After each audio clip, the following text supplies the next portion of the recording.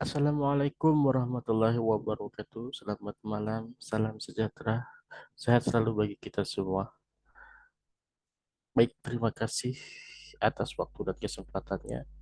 Izinkan kami, tim dalam proposal proyek evaluasi manajemen risiko teknologi informasi menggunakan kerangka kerja COVID 5.0 yang akan dipresentasikan oleh saya sendiri yaitu Agus Irianto dan Yayah Badriah.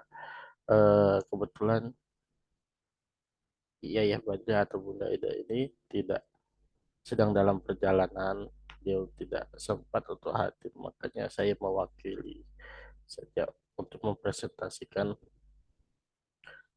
proposal ini. Baik, mengapa kami mengambil tema dan latar belakang tersebut? Karena PT Pegadaian merupakan lembaga keuangan, bukan bank, yang kegiatannya memberikan kredit pada masyarakat melalui gadai. Pada hukum gadai, peminjam wajib menyerahkan barang harta pada Pegadaian sebagai jaminan.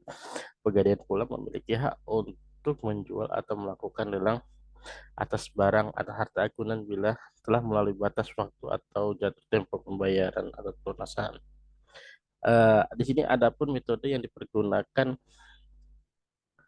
dalam penelitian inilah dengan memakai metode COVID Framework versi 5.0. Berikutnya, tinjauan pustaka menurut Anggreni, apa sih manajemen risiko? Manajemen risiko itu ialah manajemen yang terintegrasi dikenal dengan istilah Enterprise Risk Management (IRM), perkembangan ekonomi global dan ekonomi digital yang melanda sendi-sendi bisnis. Penerapan IRM semakin penting dan diharapkan baik di tingkat global dan juga domestik. Menurut Nur Rahman, manajemen risiko digambarkan menjadi suatu cara untuk mengenali atau mengkualifikasi, menetapkan sikap, menemukan solusi, serta memantau serta melaporkan risiko yang terjadi pada setiap tindakan atau proses secara logis dan metodis. Bagaimana sebuah organisasi dapat melakukan risiko yang dihadapi tergantung sumber bagaimana manajemen risiko itu dipergunakan pada lingkungan suatu organisasi. Terdapat beberapa ahli perihal manajemen risiko yang telah dipaparkan peneliti menarik kesimpulan bahwa manajemen risiko artinya upaya asal suatu organisasi untuk meminimalkan dampak asal kerugian atau ketidakpastian pada bentuk penerapan proses pemugaran secara terus-menerus pada proses pengambilan keputusan. COVID-5 merupakan suatu control objektif for information and related technology, artinya seperangkat panduan serta hasil dokumentasi yang berfungsi untuk membantu auditor, pemangku kepentingan, atau pengguna user dalam menghubungkan antara model kendali bisnis serta model kendali teknologi informasi. Dalam COVID ini dikembangkan untuk menerapkan Governance of Enterprise IT versi terbaru yang dikeluarkan oleh IT Government Institute dikenal menjadi COVID-5. COVID-5 terbentuk untuk menggunakan atau mengintegrasikan RISC IT Framework, Vol IT 2.0 dan COVID 4.1. COVID-5 merupakan sebuah kerangka kerja generasi terbaru atau teranyar dari panduan Aisaka yang membahas tentang tata kelola serta manajemen IT.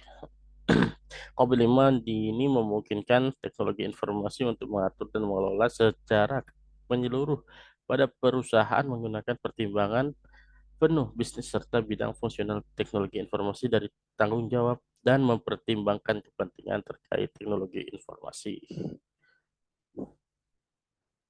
COVID-5 berdasarkan ACK, ISAKA ialah sebuah kerangka kerja buat tata kelola dan manajemen teknologi informasi serta seluruh yang berafiliasi dan dimulai dari memenuhi kebutuhan stakeholder akan informasi serta teknologi. Ini termuat dalam ISAKA 2 tahun 2012. Prinsip pada COVID-5 antaranya yaitu untuk memenuhi kebutuhan stakeholder. Yang kedua, melingkup seluruh perusahaan. Ketiga, menerapkan suatu kerangka tunggal yang terintegrasi. Keempat, menggunakan sebuah pendekatan yang menyeluruh.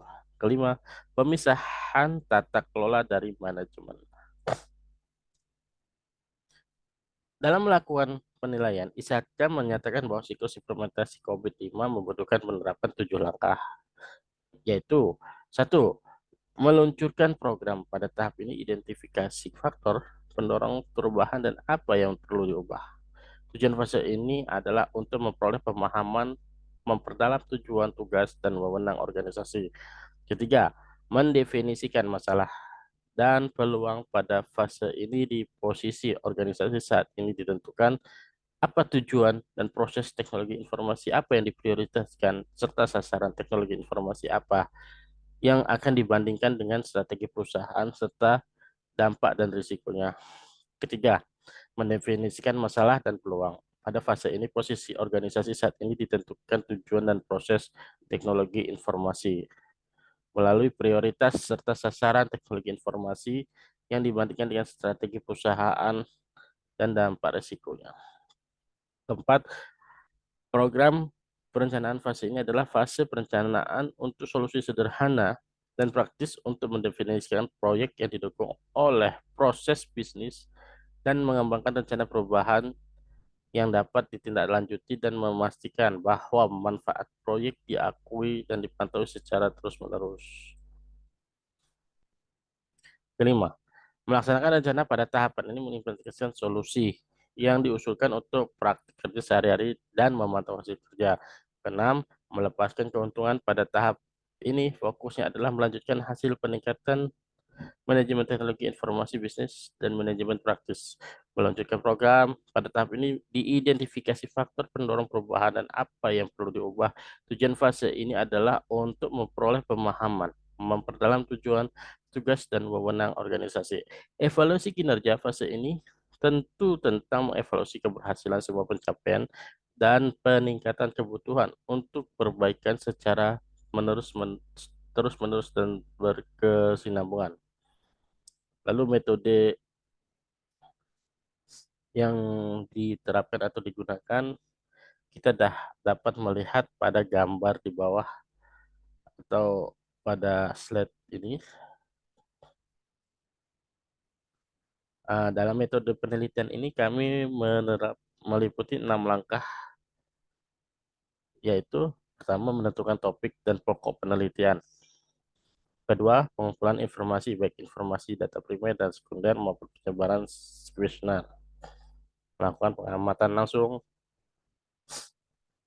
dan studi literatur. Ketiga, mendeskripsikan gambaran umum, status umum, visi dan misi organisasi. Melakukan analisa penilaian keterampilan berdasarkan kerangka kerja COVID-5, khususnya area proses IDM GAR 03. Membuat rekomendasi untuk penetapan kemungkinan solusi berdasarkan hasil analisis tingkat keahlian.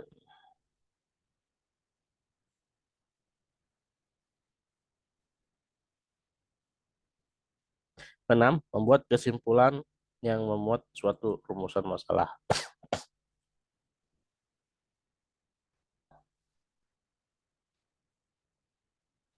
Analisa kondisi saat ini eh, untuk mengelola proses bisnis perusahaan atau PT Pegadaian. Ini menerapkan sistem yang disebut dengan underweb. Sistem tersebut harus dapat mengintegrasikan seluruh proses bisnis yang ada di perusahaan dan mensinergikan proses bisnis masing-masing anggota perusahaan. Gadai. Dalam hal ini, pihak yang bertanggung jawab atas pengoperasian sistem underweb, sistem ini terintegrasi sistem atau aplikasi yang dilakukan oleh PT Pegadaian, serta meningkatkan kualitas SDM yang mendukung implementasi sistem underweb disetujui oleh Kementerian Badan Usaha Milik Negara. Diaplikasikan sistem underweb tidak pernah aman dari suatu risiko. Oleh karena itu, untuk mengelola segala bentuk risiko perusahaan, Departemen BUMN PT Pegadaian menerapkan manajemen risiko berdasarkan standar dan kebijakan yang telah ditetapkan, khususnya ISO 21.000 tahun 2009. Standar dan kebijakan tersebut tertuang dalam kebijakan manajemen risiko. Panduan penerapan manajemen risiko, proses penerapan manajemen risiko secara manual. Penilaian kinerja manajemen risiko dan panduan manajemen risiko Pegadaian Persero sampai saat ini penerapan manajemen risiko di PT Pegadaian memulai dengan mengidentifikasi semua risiko yang muncul, menganalisa setiap risiko yang terindikasi, menilai setiap risiko, mengendalikan serta menangani risiko, serta memantau dan meninjau tindakan pengendalian dan pengelola. Selain itu, hasil kegiatan manajemen risiko disusun dalam bentuk sebuah dokumen yang disebut dengan profil risiko PT Pegadaian. Kemudian hasil temuan. Berdasarkan hasil analisis tingkat kompetensi yang diperoleh dari hasil perhitungan kuesioner dan proses wawancara, PT Pegadaian Persero diperoleh hasil sebagai berikut. Keberadaan Departemen Tata Kelola Perusahaan dan Manajemen Risiko di PT Pegadaian namun tidak memiliki manajemen atau tim yang dilatih secara khusus untuk mengelola segala jenis risiko teknologi informasi. Manajemen risiko dilakukan oleh PT Pegadaian selalu bersifat umum, dilaksanakan secara khusus di seluruh bagian perusahaan dan belum memberikan perhatian khusus pada penerapan teknologi informasi. Tidak semua risiko teknologi informasi didokumentasikan dan dikelola dengan baik. Dalam melakukan analisis risiko, ini tidak disertai dengan analisis manfaat biaya, yaitu perkiraan frekuensi besar keuntungan dan kerugian yang terkait dengan pengelolaan setiap skenario risiko.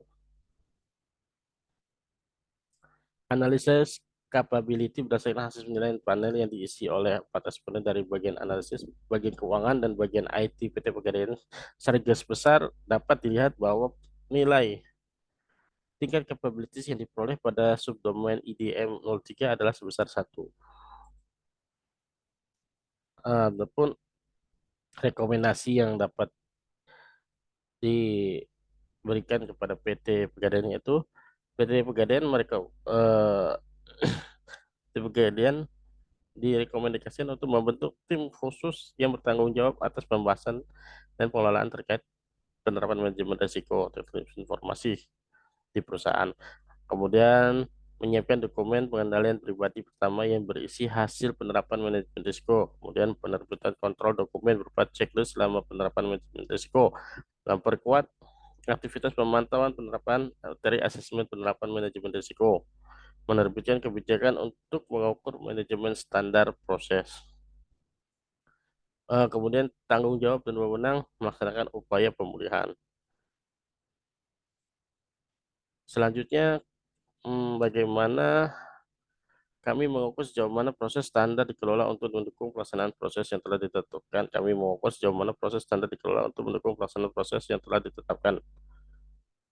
Mengumpulkan data relevan yang dapat digunakan sebagai sumber untuk memastikan kesesuaian dan efektivitas proses sebagai dokumen penilaian untuk perbaikan proses yang berkelanjutan.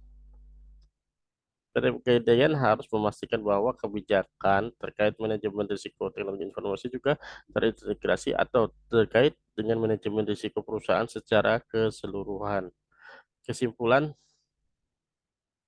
yang dapat diambil dari proposal ini, kesimpulannya dari hasil penilaian IDM, analisis proses langsung dan selanjutnya yang terlihat dalam implementasi sistem under web berdasarkan kerangka kerja COVID-5 di PT Pegadaian Persib, dapat disimpulkan bahwa dalam menerapkan tingkat kompetensi proses evaluasi, memimpin dan memantau penerapan subsistem web di PT Pegadaian Kota Pekanbaru dengan hasil yang diperoleh pada tingkat 1 proses selesai dengan 10 rekomendasi. Demikianlah pemaparan mengenai presentasi proposal kami. Mungkin itu yang dapat kami sampaikan, kurang dan lebihnya. Jika masih ada hal-hal yang belum dapat dimengerti maupun dipahami, boleh bertanya melalui kolom komentar maupun WA secara langsung. Kurang dan lebihnya saya mohon maaf dan saya akhiri. Assalamualaikum warahmatullahi wabarakatuh.